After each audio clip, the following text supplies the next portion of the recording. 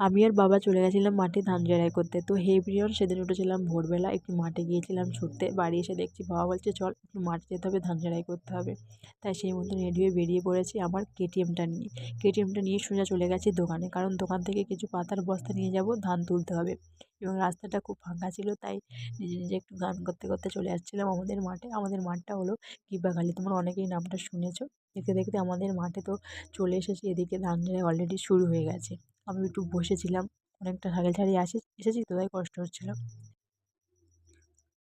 এতটা কষ্ট হয়েছে দেখছো, কথা আটকে যাচ্ছে। তারপরে বাবা বলছে, একটু ধান ঝাড়াই করবি তো? তাই মাথায় হাত পড়ে গেল, সেই মতন গেট আপ চেঞ্জ করে ধান ঝাড়াই করা শুরু করে দিয়েছি। কিন্তু কেউ ছিল না বলে আমি আমার ভিডিওটা তোমাদের সঙ্গে শেয়ার করতে পারলাম না ধান ঝাড়াই।